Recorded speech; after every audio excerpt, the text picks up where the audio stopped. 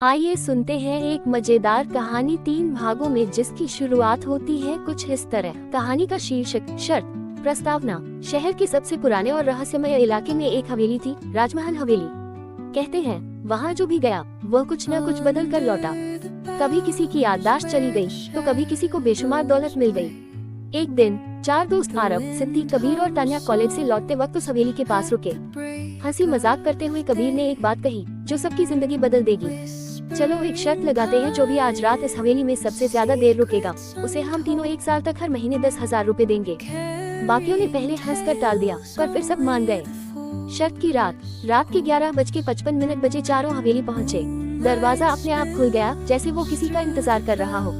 अंदर अजीब सी ठंडी हवा थी, दीवारों पर पुराने राजा रानी की तस्वीरें थीं और हर चीज जैसे बीते जमाने की गवाही दे रही थी। सबने अपने फोन निकाले और टाइमर सेट किया। जो सबसे आखिरी तक रुकेगा वही जीतेगा। कबीर पहले ही डर से बहाना बनाकर चला गया।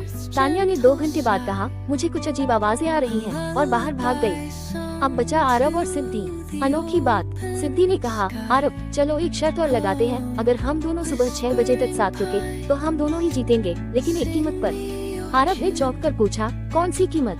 सिद्दी मुस्कुराए, हमें हवेली से जो मांगेगा वो देना होगा। जो भी हो, आरब ने हंसते हुए हामी भर दी। वे दोनों वहीं बैठ गए। बातों में रात कटती रही, लेकिन जैसे ही घड़ी में 6 बजाए, हवेली की दीवार से एक रहस्यमय दरवाजा खुला।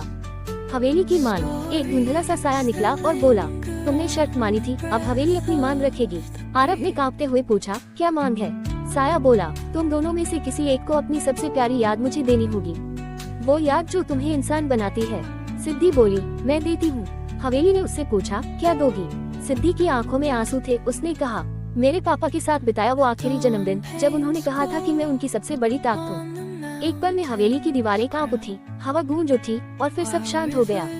अंत जब वे दोनों बाहर निकले, सिद्दी मुस्कुरा रही थी, लेकिन उसकी आंखों में खालीपन था। उसने आरब से पूछा, क्या हम दोस्त थे? आरब ने रोते हुए उसे गले लगा लिया। अब हर महीने उनके अकाउंट में पैसे आते रहे, लेकिन सिद्दी अब कभी अपने पिता की बात याद नहीं कर पाई। सीख, शर्तें सिर्फ खेल नहीं होती, कुछ शर्तें आपकी जिंदगी की सबसे कीमती चीज ले सकती है, यादें। आगे की कहानी सुनने के लिए सब्सक्राइब और लाइक और एक कमेंट जरूर करें।